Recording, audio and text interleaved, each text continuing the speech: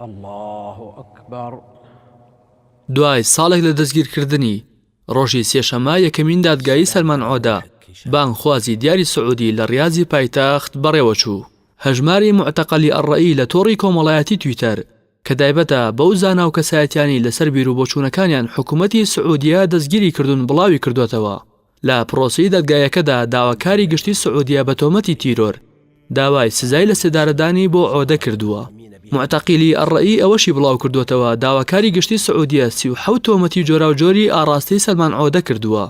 تۆمەتی تیرۆر، بڵاوکردنەوەی فکری نامۆ، یارمەتی قەتەر، هاوکاری ئیخوان مسلمین و پلاندانان دژی حکوومەت لەو تۆمەتانن کە داواکاری گشتی سعودیە داوای لە سێدارەدانی عۆدەی لەسەر دەکات. من يومها أدركت أن الطريق إلى الله أعظم من تلك الأرقام.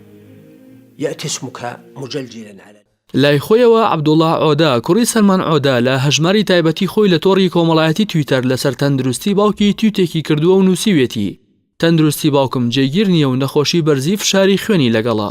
کوڕەکەی سەلمان عۆدە باسی لەوەش کردووە لە 15 مانگی ئابی ئەمساڵ بە شێوەیەکی چاوەڕوان نەکراوە باوکی هەواڵی پێداوە لە زیندانەکانی جدەوە بۆ گرتوخانەی حایر لە ڕیاضی پایتەخت دەیگوازنەوە. عەبدوڵڵاه عۆدا لە ئازاری پاسەوانی گرتوخانەی جدەوە گواستوێتەوە چەند جارێ بەنهێنی لێکۆڵینەوە لەگەڵ باوکی کراوە.